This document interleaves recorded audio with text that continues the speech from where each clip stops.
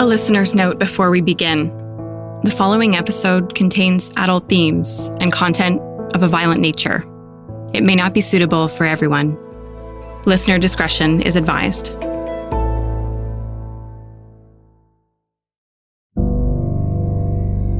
Just after 11:20 a.m. on April 19, 2020, Nova Scotia RCMP Constable Craig Hubley stopped for gas. He and his colleague, a member of the emergency response team, had been involved in a manhunt for hours. They pulled off the Trans-Canada Highway at a service station in Enfield and stopped next to a grey Mazda 3. It had been more than 13 hours since the first 911 call. 22 people were dead, and no one knew where the gunman was.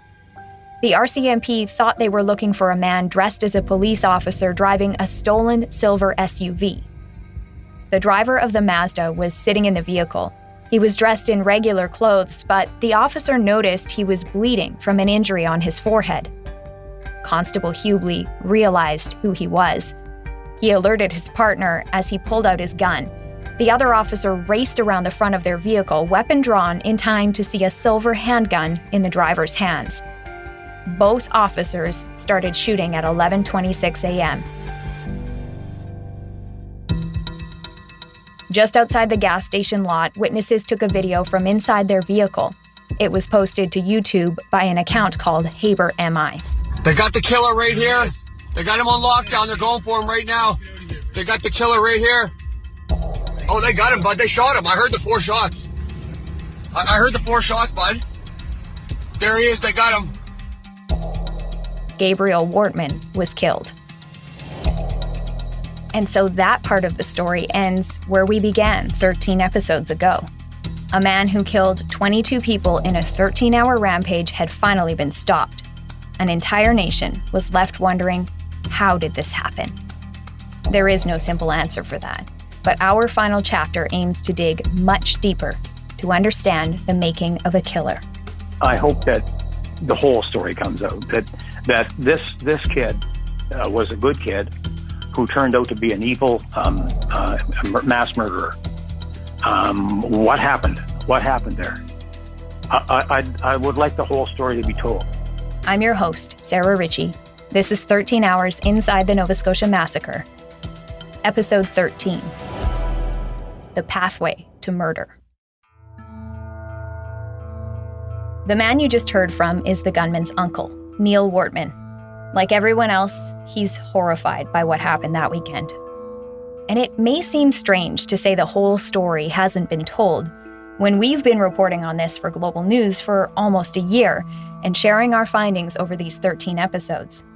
The media has dedicated hundreds of news articles to understanding the shooting spree. But this story actually begins decades before April 2020. We spoke with 5 experts who study violence with the aim of preventing it: sociologists, criminologists, psychologists, psychiatrists. We also spoke to 2 of the gunman's uncles and 2 close family friends, and reviewed more than a dozen research papers and hundreds of pages of court records. All of the experts agree we need to understand where violence comes from if we're ever going to end it. We need to know what made Gabriel Wortman into a mass murderer. This is not about making excuses. It's about stopping future tragedies, and you don't have to feel sorry for him to do that. Gillian Peterson has dedicated her work to trying to understand violent criminals. She's the co-founder of an American nonprofit organization called the Violence Project. And we started studying mass shooters in particular because there had been such an increase in the United States of mass shootings and just very little research on who these individuals were. And because we didn't understand their pathway to violence, a lot of the things that we were doing to prevent mass shootings, like training ourselves to run, hide, and fight and spending billions of dollars on, bulletproof glass, they seemed very reactionary and they weren't working because we were having more and more of these shootings. She's a psychologist and associate professor of criminology and criminal justice at Hamline University in Minnesota. James Densley, the other founder of the Violence Project, is a sociologist. He's a professor of criminal justice at Metropolitan State University, also in Minnesota. Together, they've studied every mass shooting in the United States since 1966, using the Congressional Research Service definition of a mass shooting. So the shootings they study have at least 4 fatalities, where some of the victims are murdered in public places in close geographical proximity. They wanted to know, who are these men, and they are almost exclusively men, who commit mass shootings, and how did they get here? There has been a tendency to put labels on these individuals as monsters, as terrorists, as evil, as a way of kind of explaining away the behavior. It doesn't actually explain the behavior, it explains it away. So we can sort of say, well, that's evil people do evil things, and monsters do monstrous things, and terrorists, they commit terrorist attacks. And instead, I think we had to take a step back and say, well, that's true, but these individuals, they have families. They are growing up in our communities. They are our fellow peers at school, and they are our colleagues at work. And so if we understand them in that way, maybe we can actually prevent this violence from occurring as opposed to just reacting to it. As part of their research, James and Gillian analyzed media coverage. They spoke with the incarcerated shooters themselves, their parents, siblings, teachers, social workers. And as they compiled data, they found clear patterns. 4 things the majority of these shooters had in common: trauma, crisis, a kind of social proof or script, and then the opportunity to perpetrate the crime. Let's break that down, starting with opportunity. So this is access. This is about access to people and places, which during the pandemic, I think was very interesting, because as public places locked down, some of that opportunity was diminished. But then, of course, it's also access to firearms. And if you don't have the means to perpetrate the crime, then, of course, you can't do a mass shooting. We've told you in our earlier episodes that Gabriel Wortman had a collection of high-powered guns, some smuggled from the United States and hidden away throughout his home, his cottage, his warehouse. He had a stockpile of ammunition that police allege his partner, Lisa Banfield, her brother, James Banfield, and brother-in-law Brian Brewster helped him get. We should note that these charges have not been proven in court. The RCMP say all 3 have cooperated with their investigation and that none of them had any prior knowledge of the gunman's actions on April 18th and 19th. The gunman also put months of work and thousands of dollars into creating a real-looking police car and collecting pieces of genuine uniforms so he could look just like an RCMP officer. And even though police have said this attack was not premeditated, the guns, the ammunition, the mock cruiser, that's opportunity. Next, experts say the perpetrators are often inspired by other mass shootings, studying the media coverage and manifestos of other killers. This is what they call a social script. In about 24% of the cases James and Gillian have studied, they say the perpetrator showed an interest in other shootings. There's a kind of cultural script for this type of violence, particularly in American society. And we see that many mass shooters study other mass shooters. They study them on the internet. They sometimes go tumbling down the rabbit hole on the internet and social media. They get radicalized online. The Quebec City mosque shooter, Alexandre Bissonnette, is an example of this. He specifically targeted Muslims in a 2017 attack that left 6 people dead, after he spent about a month scouring the internet for content related to a proposed U.S. travel ban on Muslim-majority countries by former President Donald Trump. That attack then fueled hatred in New Zealand, where 2 years later, a man reportedly inspired by Bissonnette killed dozens of people in 2 mosques. We don't know if the Nova Scotia shooter was interested in other mass killers. Police have looked into his internet history, but they haven't shared the full details of what they've found. That is commonality number 2. Then there's a crisis. 80% of mass shooters in the US that James and Gillian studied reached an identifiable crisis point in their lives right before the shootings. We define a crisis as a time-limited event, but it overwhelms your usual coping mechanisms. And it's a noticeable change from somebody's regular behavior, from their sort of baseline behavior. And that crisis takes many different forms. It might be that you get fired from work. It might be that there's a death in the family. It might be that there's a breakup with a partner. But there's something that just sort of tips somebody over the edge. In episode 4, we told you Gabriel Wortman seemed to be in a downward spiral at the end of March and the beginning of April 2020. His business was shut down. He wasn't allowed to work. He was paranoid about COVID-19 and the lockdowns.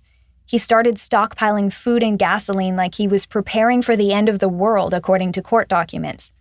He withdrew all of his investments and buried nearly $750,000 in cash in his backyard. He sent an email to a friend saying, "When the money runs out, people will need guns. Thank God we are well armed," he wrote. He talked about the coronavirus all the time, saying he knew he was going to die. And then there's the assault that happened just before the killing spree. According to search warrant applications, on the evening of April 18th, he and his partner Lisa were celebrating their 19th anniversary and video chatting with friends. They talked about having a committed party to mark their 20th anniversary, and one of the friends said to Lisa, "Don't do it." She was upset. She ended the call, and then Gabriel accused her of ruining their anniversary. Lisa told police she tried to explain that she wasn't upset with him, but by then he was angry, out of control. She went to bed, and that's where he found her. And according to police, that's where he started attacking her, pulling her by the hair, kicking her, tying her hands, shooting at her feet, before trapping her in the backseat of his mock police car. The court documents say she tried talking him down, and he replied, "I'm done. I'm done. It's too late, Lisa. I'm done." That's a crisis point. And finally, mass shooters have almost always suffered significant trauma in their past. It's often childhood trauma, but there's also adult trauma in our data as well. But it's significant. I mean, we're talking about perpetrators whose parents had committed very serious crimes that they had themselves witnessed. We're talking about parental suicide, horrific child abuse, neglect. And this was a constant theme that we saw time and time again. There are 174 mass shootings in James and Jillian's database.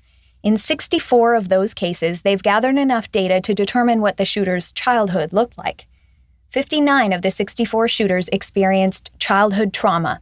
They were abused by their parents or other adults in their lives. They witnessed abuse and dysfunction, or they were neglected. That's 92%.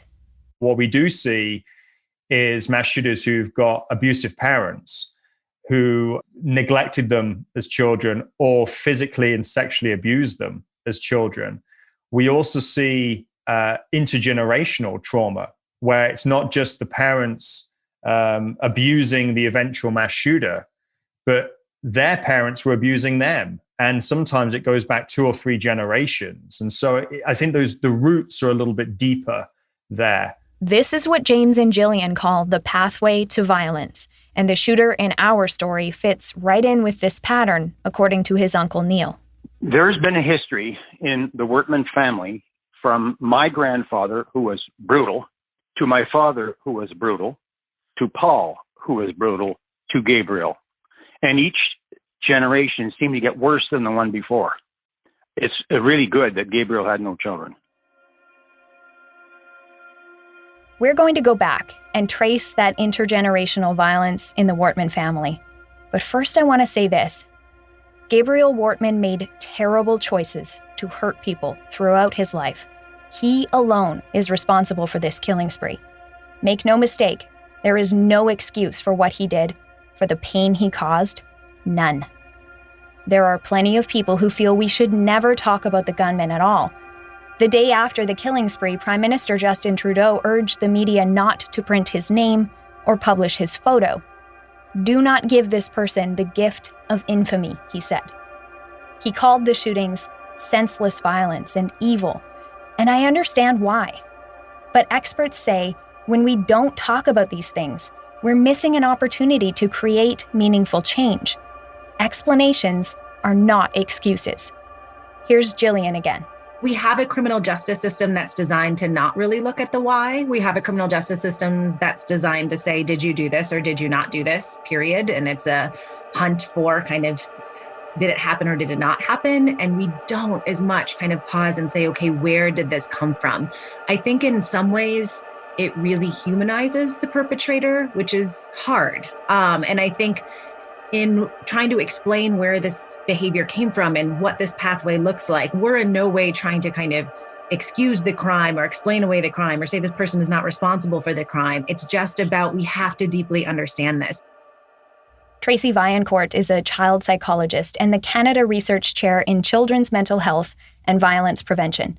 You've heard from her in previous episodes, and she agrees. These individuals don't just emerge organically one day as being sinister and evil and engaging in these horrific acts, right? Like there usually is a context to their behavior, and the context tends to be a pretty sad story.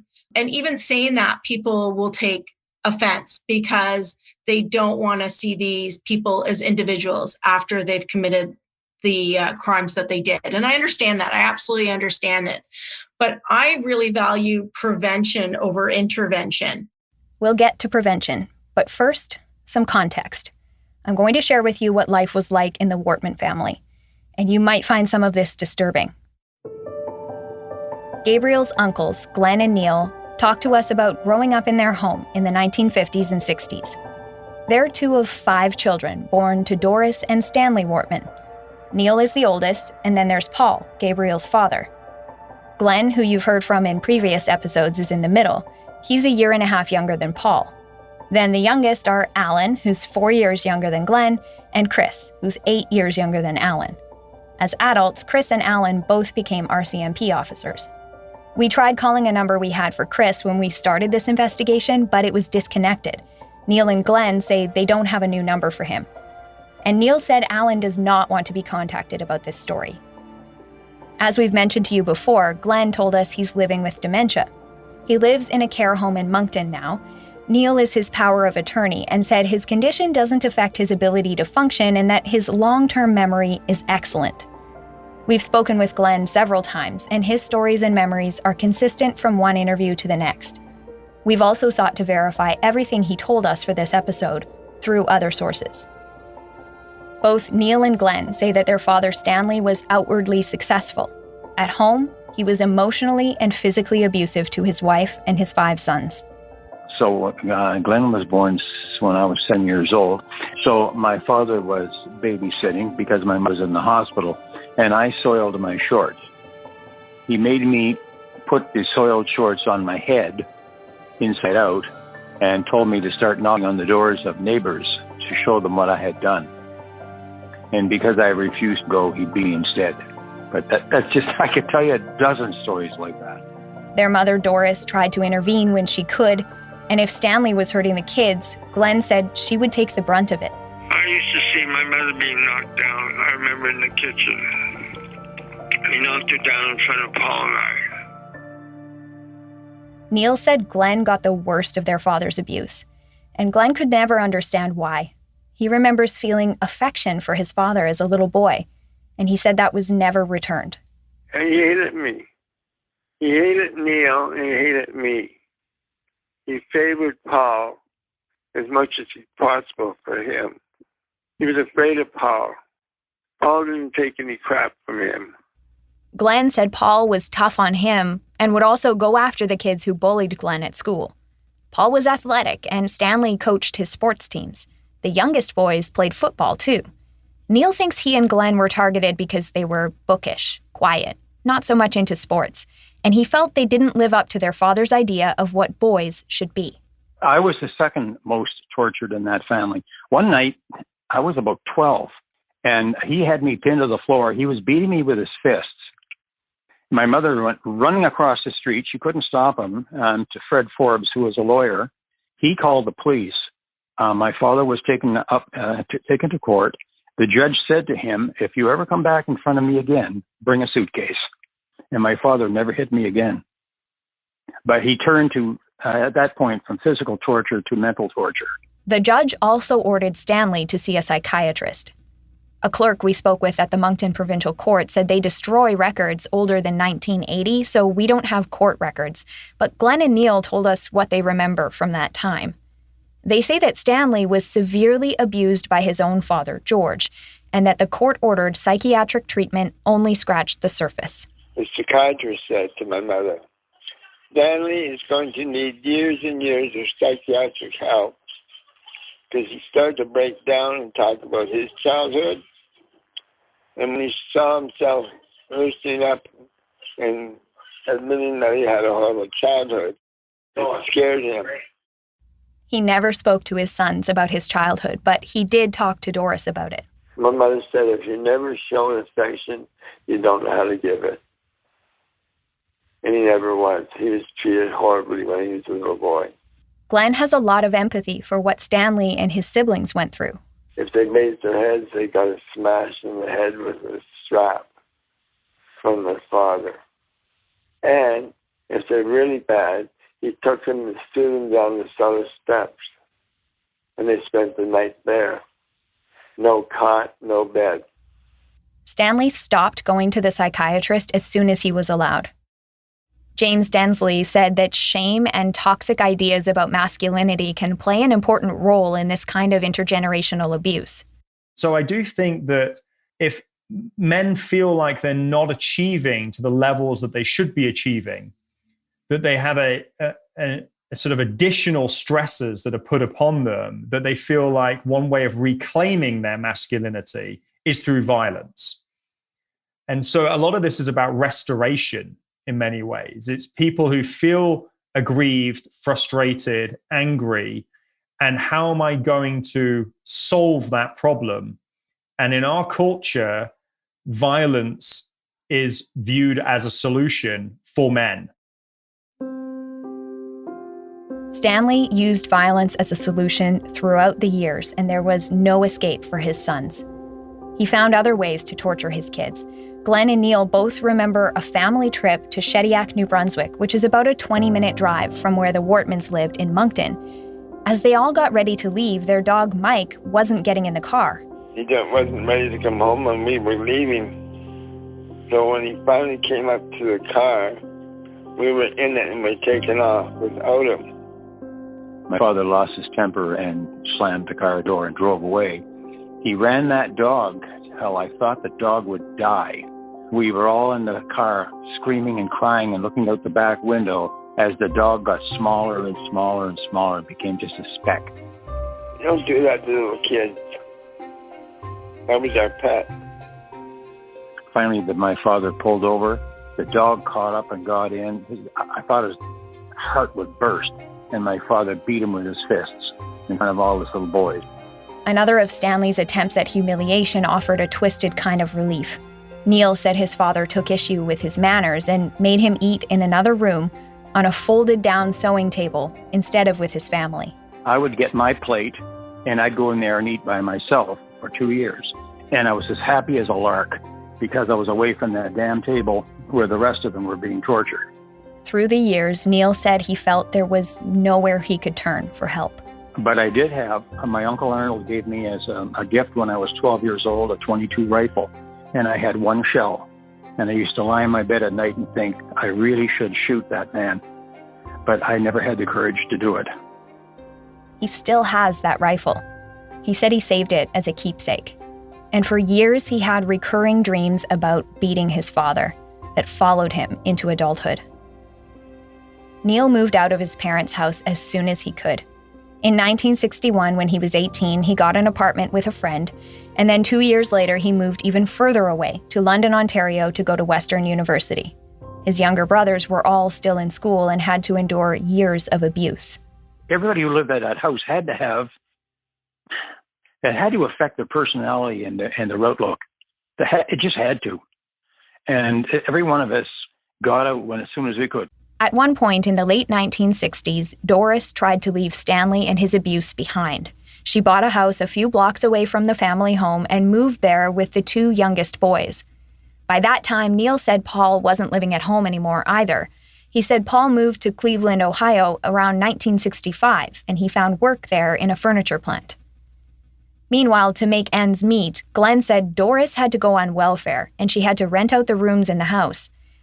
He said there were 4 bedrooms, and at times there were 2 people to a room. She cooked for everyone. But Doris was struggling financially. Research shows that leaving an abusive relationship is very difficult, particularly for women, and that was especially true back in the 1960s. It's still true today. After a couple of years, Doris moved back to the family home. She made an arrangement with Stanley that they would live under the same roof again, but in separate bedrooms. But I used to say to my mother, they'd always fight.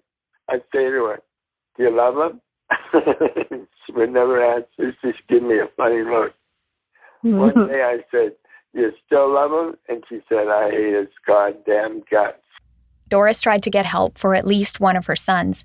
Around 1969, Neil said his mom told him his younger brother Alan's grades were failing and asked if he could finish his last 2 years of high school in Ontario with him. And I accepted that excuse, and I took him. It was years later. He said, that wasn't why I was living with you. It was to get me out of the house where I could have a normal home. In the meantime, things in the Wortman house continued to be horrible. One night, when he was about 22 years old, so 1971 or 72, Glenn said he and his mother spent an evening drinking at a friend's house. They were very close at that time, and both of them drank a lot. Went home, the old man was flipping out. He started screaming at my mother. Glenn said she screamed right back. He was scared his father was going to hit her, a script he had seen play out time and time again since he was little. He thought about all the times he saw Stanley knock Doris to the floor and tower over her. So I had enough.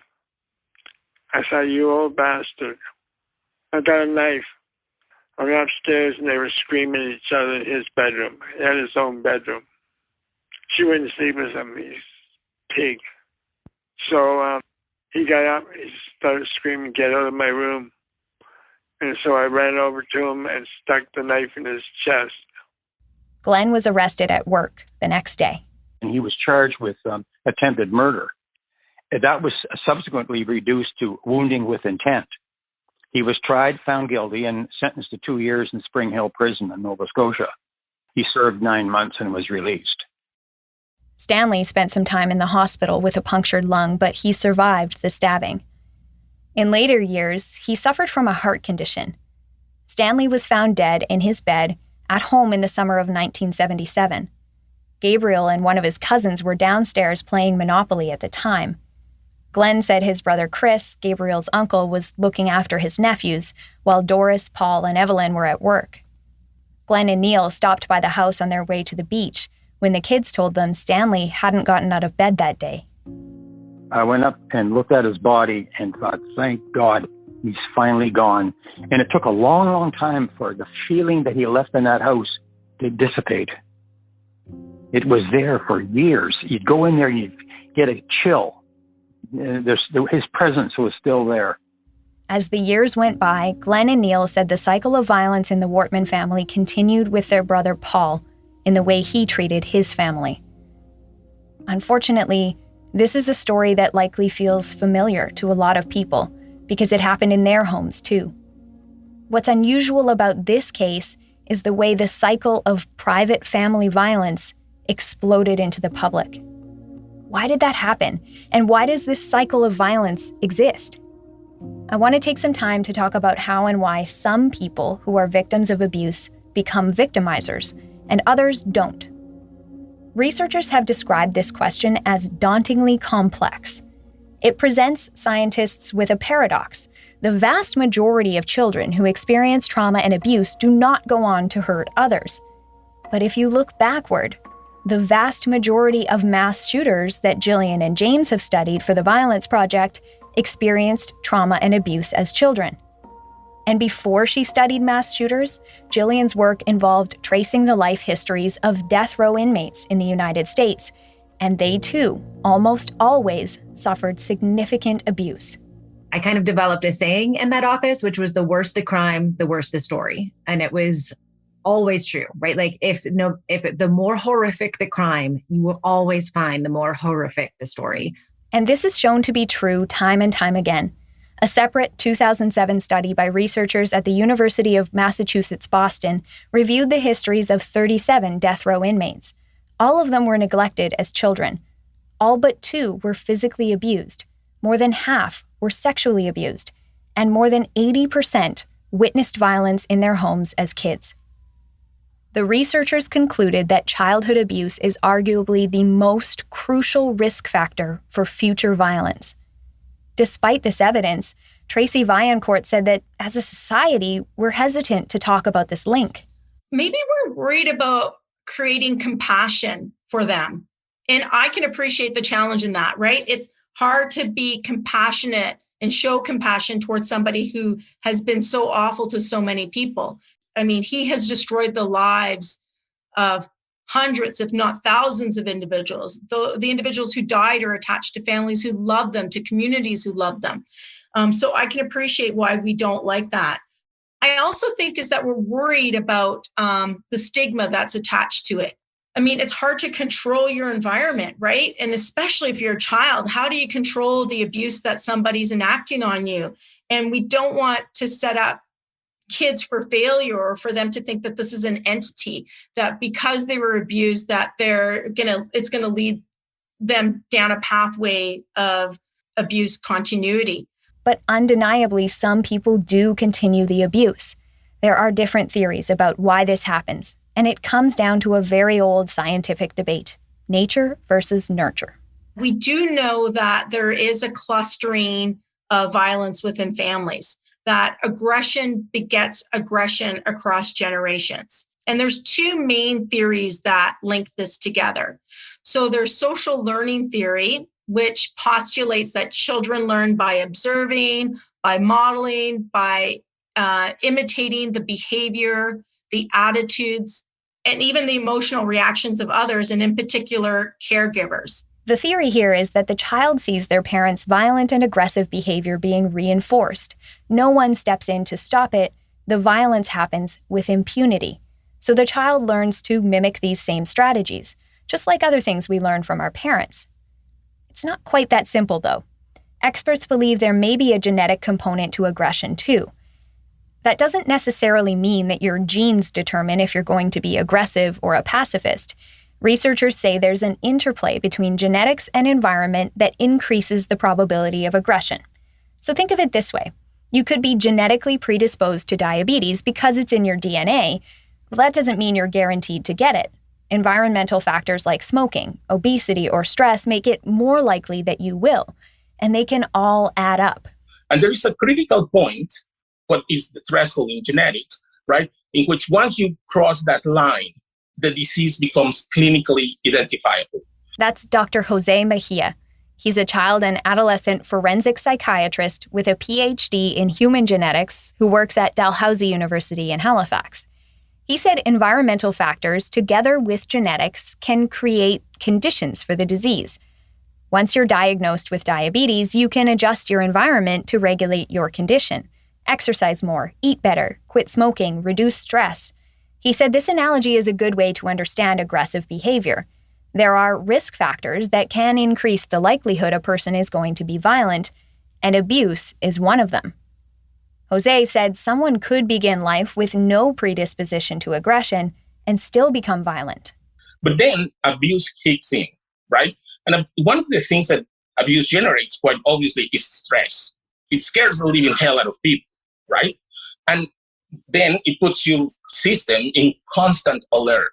The symptoms of post-traumatic stress disorder linger, and they affect the way we react to stressful situations.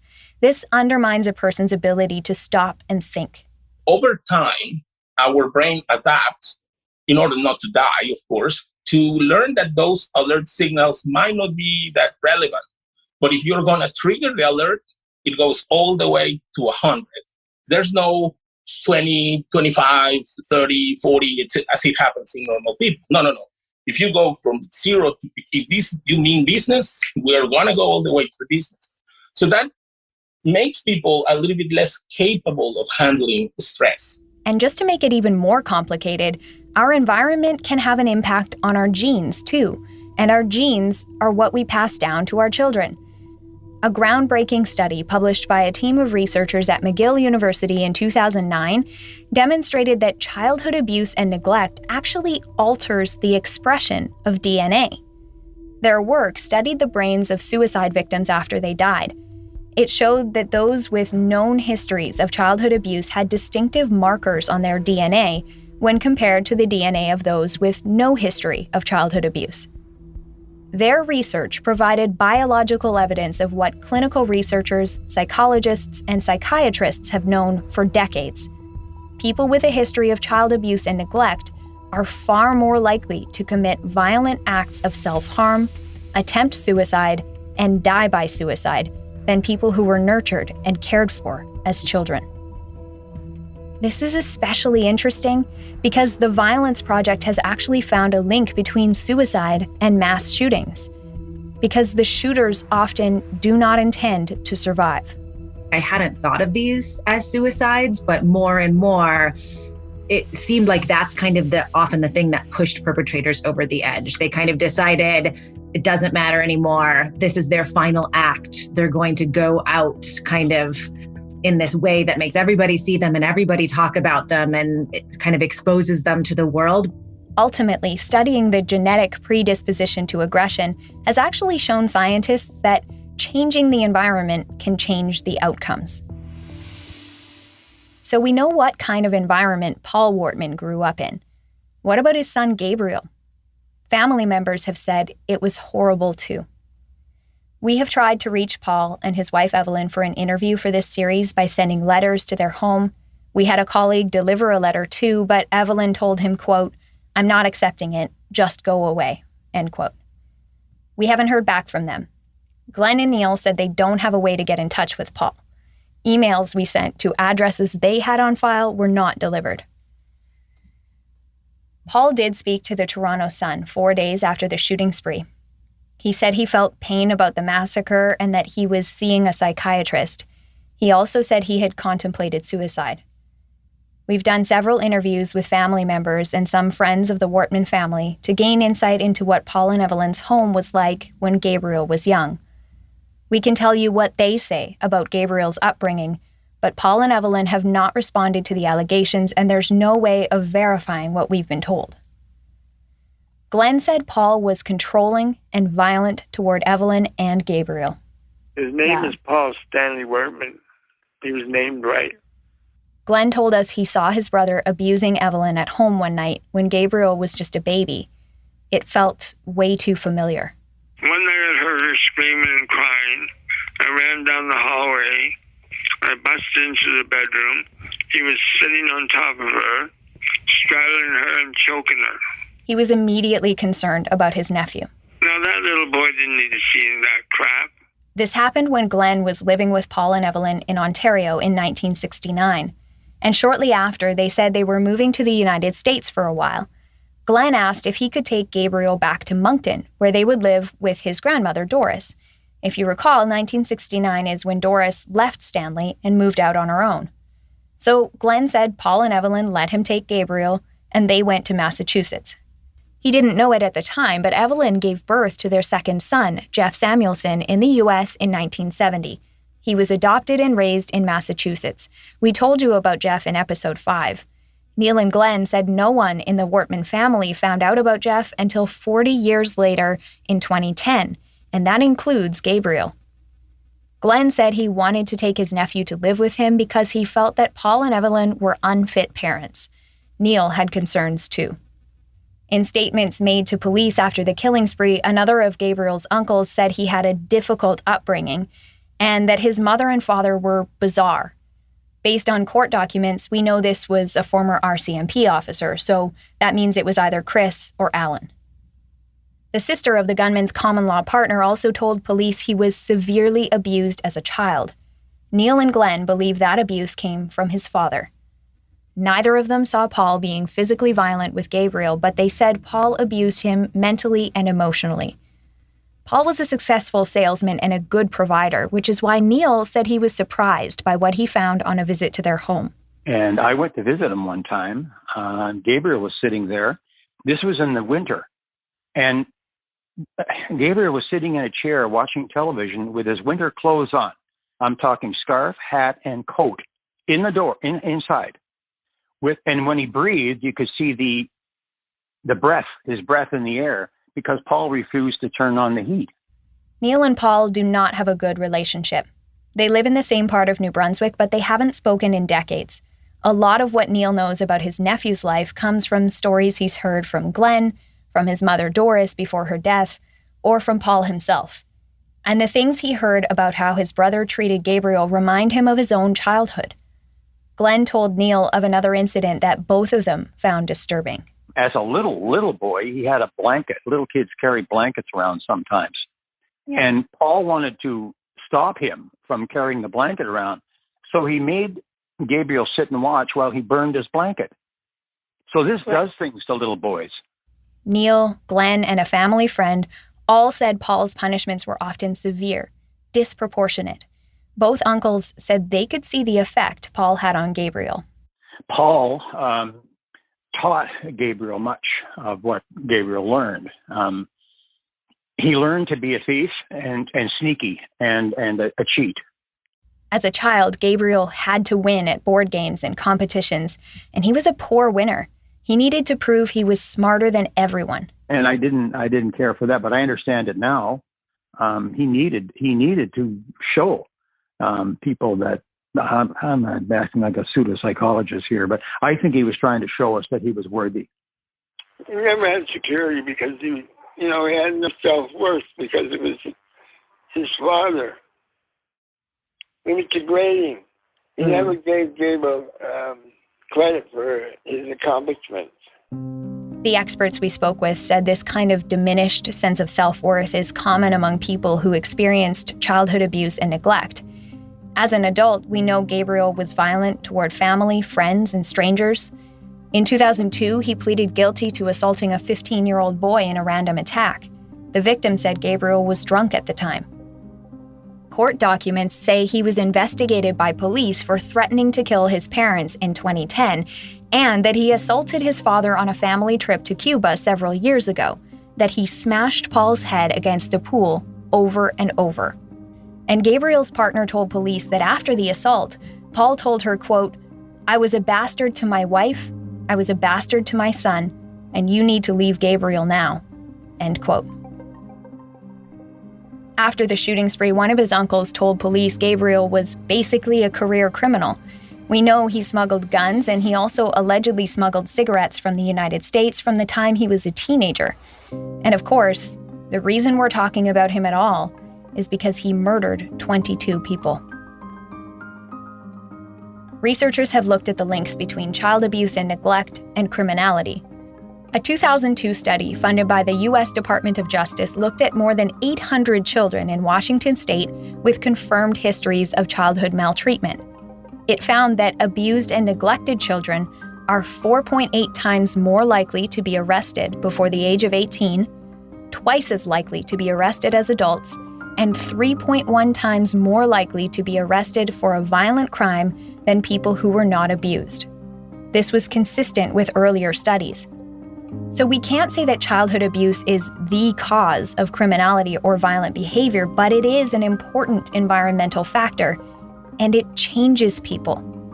The impact of trauma is not only psychological, it is physiological. It's not just in your head. And that's because trauma actually changes the physical structure of the brain. Neuroscientists have shown this using MRIs. So if you look at the brain scans of children who have been maltreated by their caregivers, their brains are smaller, their ventricles are more enlarged, which means that it has like their prefrontal cortex, the decision-making part of their brain is implicated. Their brains are threat sensitized. So when we see a threat, our limbic system, so the older part of your brain, we sometimes call the reptile brain, reacts.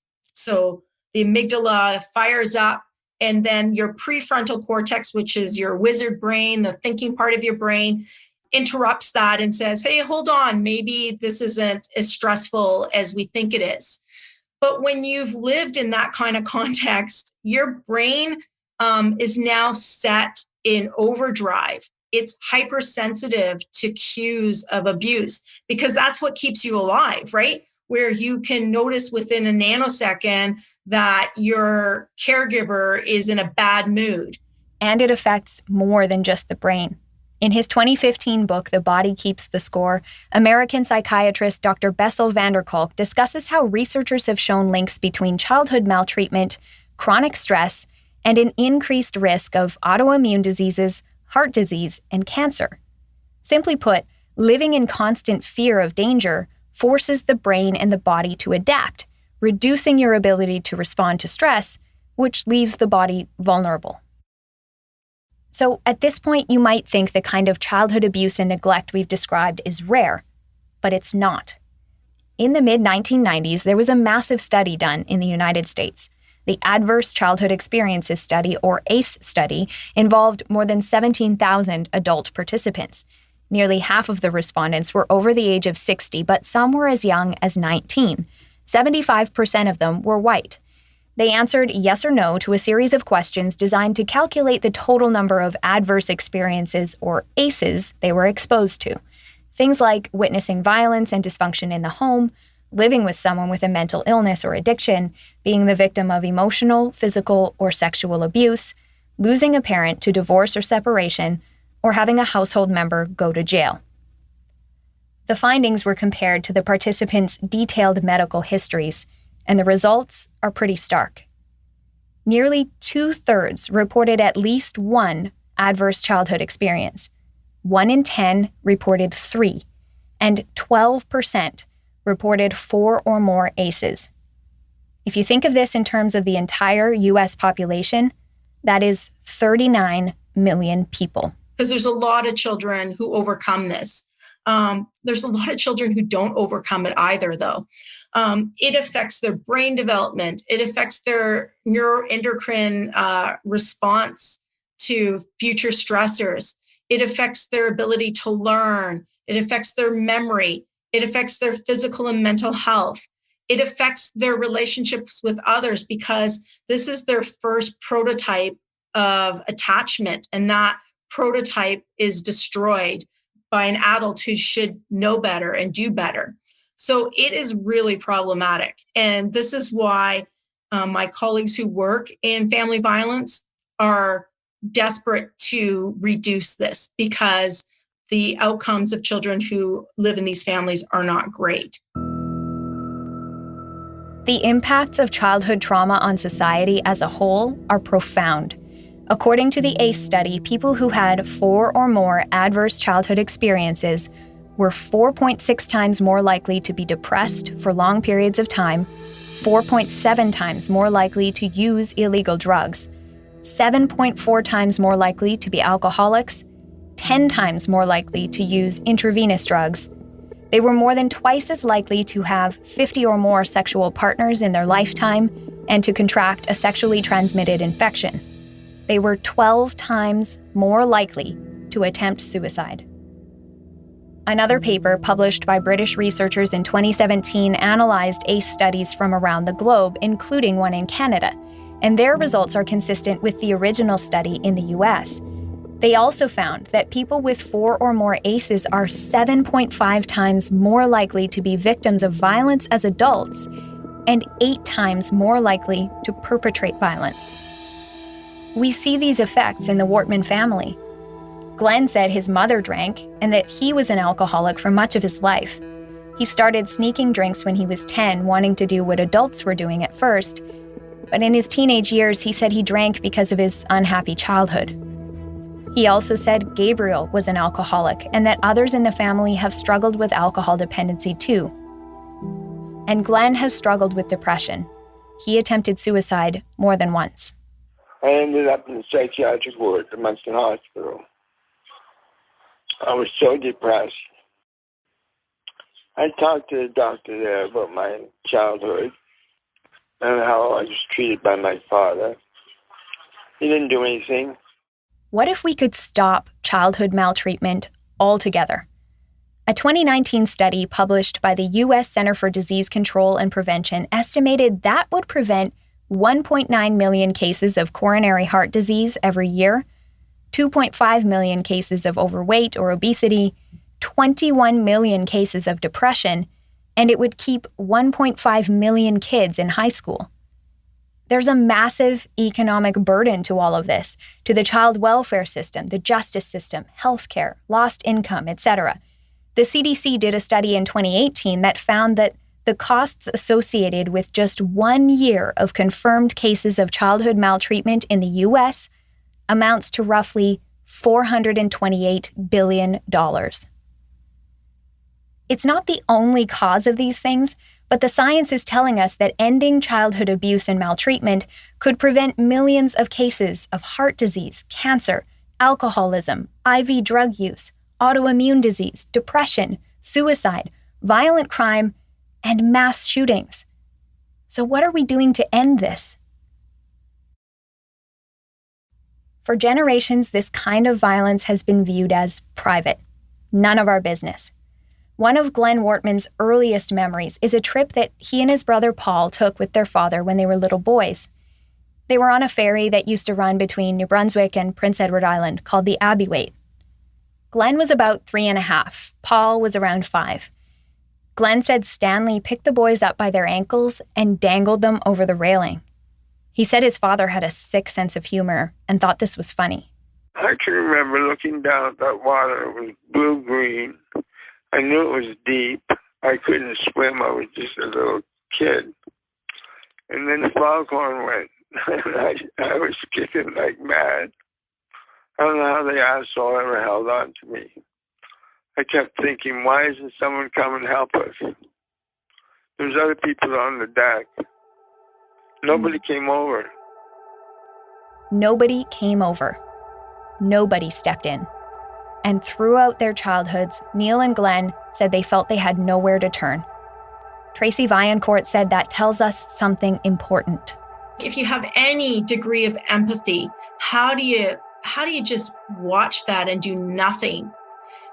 We need to get away from this idea that this diffusion of responsibility where we think that it's somebody else's task to manage this and start standing up. I mean, the evidence is really clear. When people aggress against others with impunity, guess what? Aggression continues and it escalates. Ardith Wynot is a sociology professor at Mount Allison University in New Brunswick. She said that's one of the biggest problems with intergenerational violence and abuse. What I see when I look as a sociologist at the community around these different generations of abuse, I see children being raised in homes where not only are the people who love them harming them violently, humiliating them, but we see entire communities of people who don't care enough to intervene. Because rarely are these generations of family engaging in this kind of violence in secret. And I think we need to talk about how damaging it is for youth to grow up in societies where there's no one who cares enough to intervene. I think people do care, and sometimes they don't know how to intervene. Experts say we not only can intervene, we have to. Gillian Peterson, the founder of the Violence Project, said that will require a change in perspective. There's things that our institutions can do, and then there's things that as a society we have to do. And I think a lot of times we get trapped thinking we have to change policy, we have to have legislatures doing it, when really there are things that we as individuals and that, say, our schools can do. Gillian advocates for universal trauma screening in schools and doctors' offices. Kids would fill out a simple 10-question survey. The results could be triaged, identifying families in need of the most help and connecting them with resources and services. The goal would be to keep families together and help them. People will say it's going to over-identify, right? Because there's going to be individuals who are going through lots of stuff, but they have really warm, supportive environments and they're okay. But it's better to kind of over-identify and say, okay, here's the 10% of students who have said that this is happening in their lives and in their households. Let's make sure we're reaching out to those families and seeing what do they need, right? And how can we support them? Again, that takes resources that elementary schools don't necessarily have. She also wants to see changes in education curriculum so that we're teaching our kids, particularly young boys, about social emotional learning, teaching essential life skills like empathy and talking about our feelings alongside math and reading. talking openly about what mental health is and what mental illness looks like and what those early symptoms look like and how to recognize them right away. Because a lot of times people don't get treatment for many, many years because it's scary and they don't know what's happening because we haven't opened up that conversation to young people to say, this is actually very normal. 50% of people are going to meet criteria for a diagnosable mental illness. So here's what it's going to start feeling like, and here's what you do. This will require more resources in schools and doctors' offices. It'll require a lot more money for mental health care and social services, and that's where governments need to step in. It will also require a shift in how we see our responsibility as individuals, as members of our communities, as members of society. If you believe a child is being harmed, you have a legal obligation to report it. Tracy Vaillancourt says it's not someone else's responsibility, it's everyone's.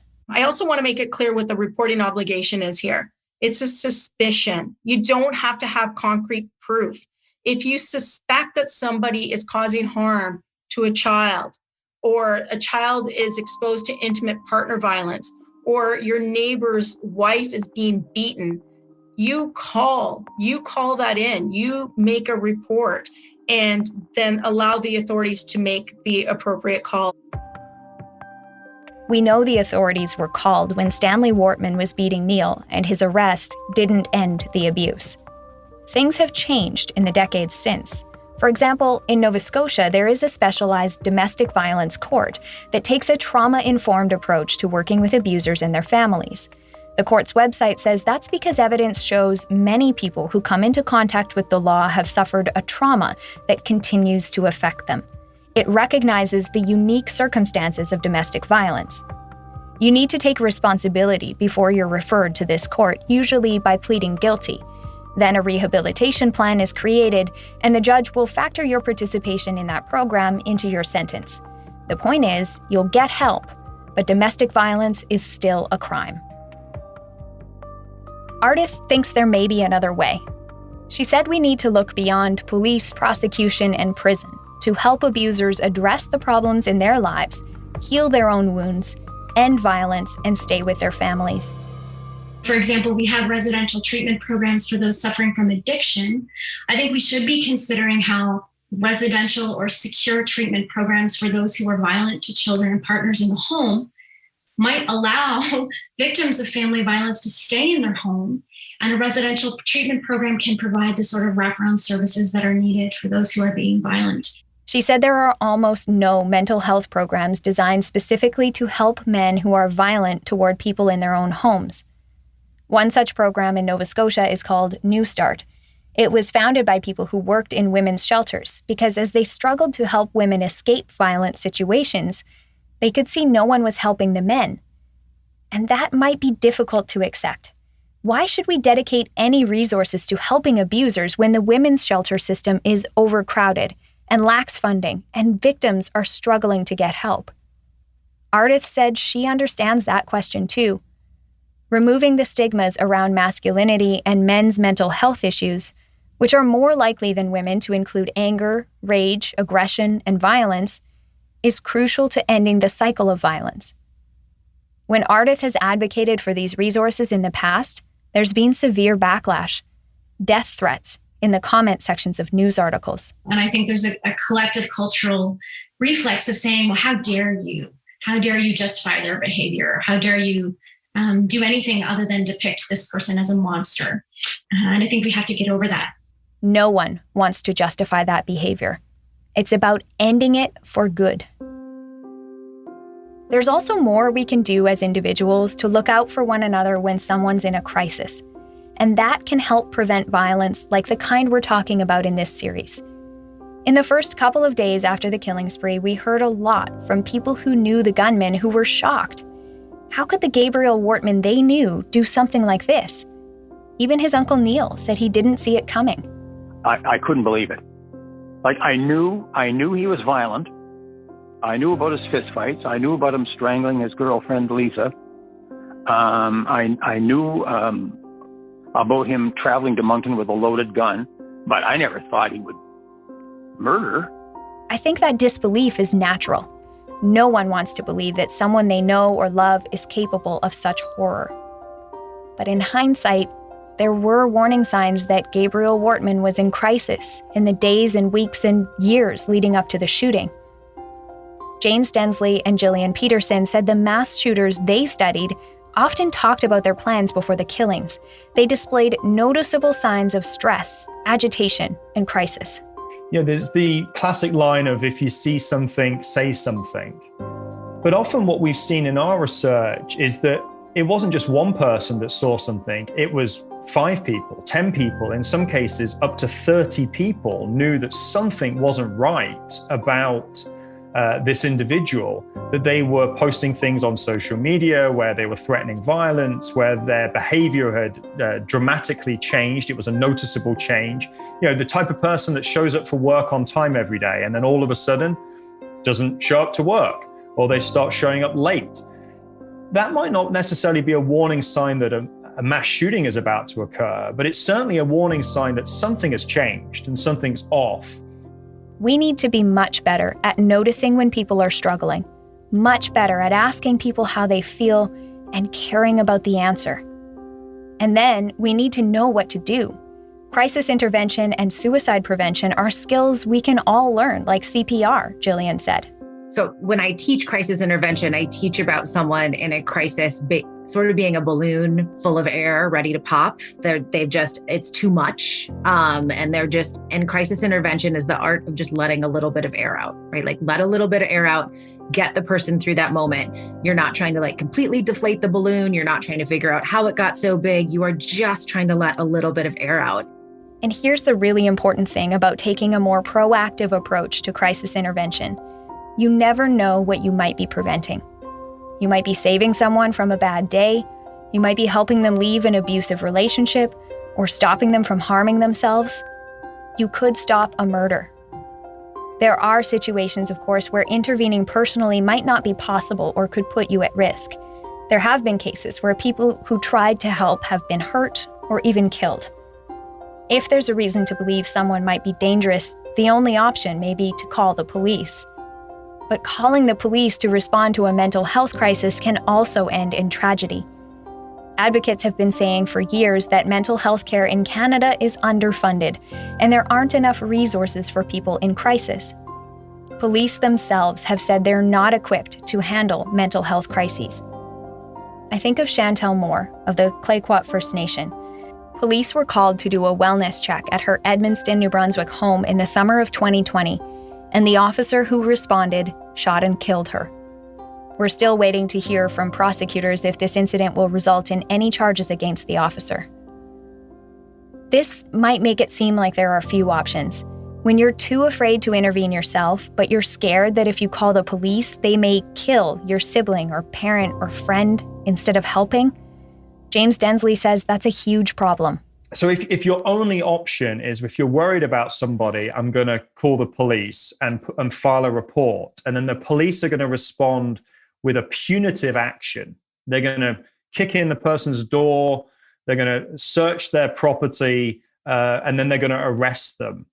Well, that may have prevented a crime. So that's a good thing. But the bad thing is that all you're doing is exacerbating the grievance that person has. That's not going to get them the connection and services and help that they need. So we do need other outlets in addition to the police that we feel comfortable reporting to, who are then going to provide less punitive response to somebody who's struggling. Gabriel Wortman's actions destroyed countless lives. What he did was atrocious.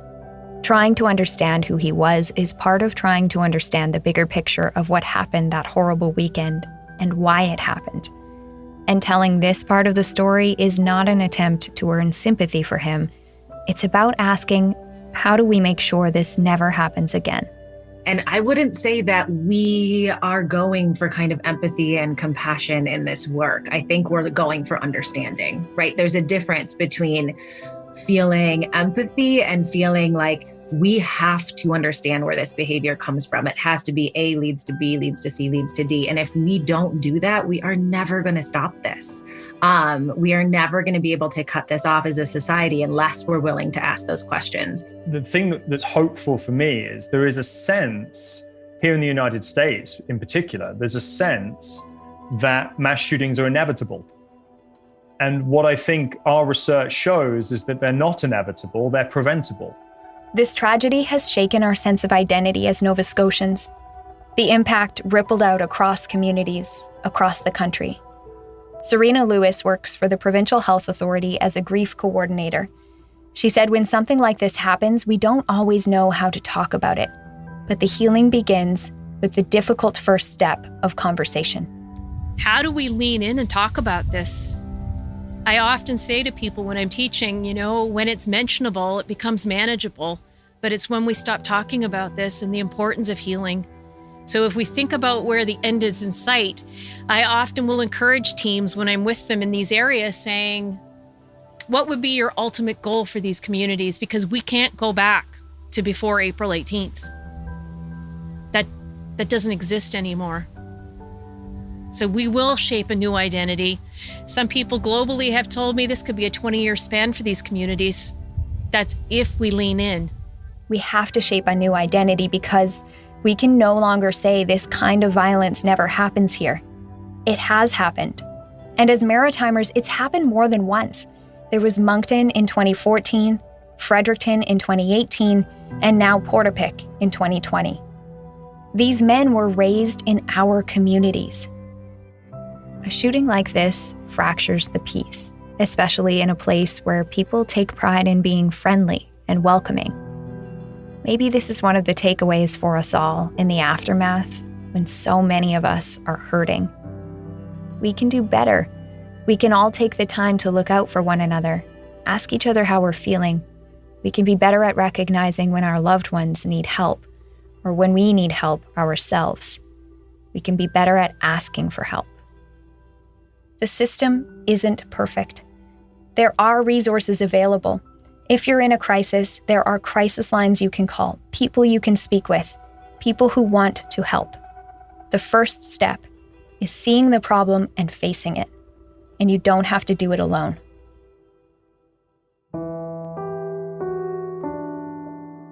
This project has always been about telling the stories of the people who died and their families. Their grief will last a lifetime. Almost a year on, everyone's healing journey is different. Nick Beaton said his 3-year-old son Dax is getting him through the darkest days. As he gets older, he's starting to remind Nick of Kristen. Every time I was in the shower, she could be at work and I get in the shower, she would happen to stop in and open the door to talk to me and let the cold air in and stand there talking, shut the door. And Dax does that to me, not even knowing. It was just those things that as a couple drove you nuts, the little stuff, but you miss so much. And I just kind of laugh and start crying when it happens now because there's no way for him to know that, and he does it. Back in the summer, Harry and Corey Bond organized a truck rally at Peggy's Cove as a tribute to Joy and Peter and all of the victims. Harry said he's going to hold on to the memories of how happy his parents were together. I can go in my head right now, and I can hear Mom's laugh. That'll never be forgotten. And when they were both together, in each other's arms, a smile on both their faces, it's things like that. He told me about how much time and energy he'd poured into organizing that event. And when the rally ended, he said he needed to turn his attention to taking care of himself, talking to someone, to start the healing process. John Farrington has a little wooden shelf in his home devoted to his parents, Don and Frank Galenchen. There are only a handful of items on it, an urn with their ashes and Frank's tape measure. Everything else, the family photos, the keepsakes, it was all destroyed when the house burned to the ground in Portapique. His parents' unconditional love got him through the hardest moments of his life. I've been through a lot,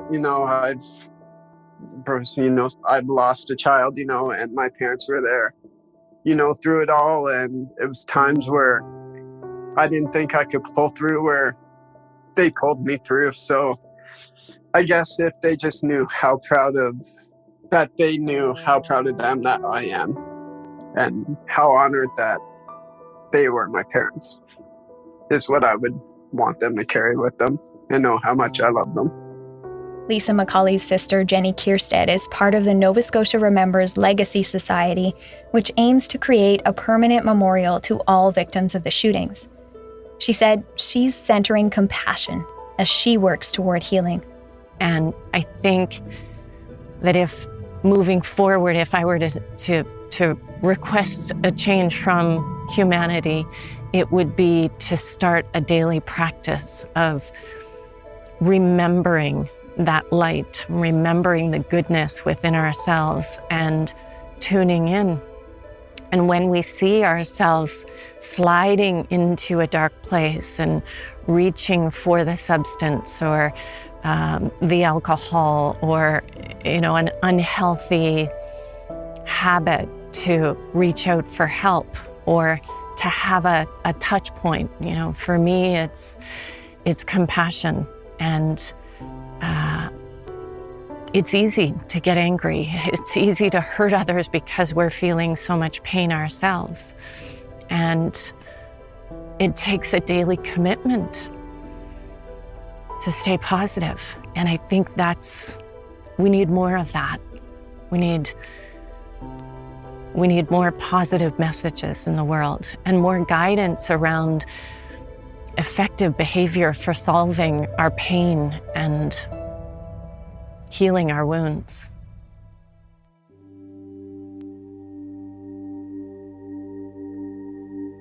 I want to express our deep gratitude to the families of the victims for speaking with us, to everyone who shared memories of their loved ones, who trusted us with those precious details and explored their grief for the sake of understanding. Thank you. I wish you all the very best. This project is dedicated to the memories of Emily Tuck, Aaron Tuck, and Jolene Oliver, Peter and Joy Bond, Don and Frank Galenchin, John Zoll and Joanne Thomas, Greg and Jamie Blair, Lisa McCulley, Corey Ellison, Sean McLeod and Alana Jenkins, Tom Bagley, Lillian Campbell, Heather O'Brien, Kristen and Baby Beaton, Heidi Stevenson, Joey Weber, and Gina Goulet.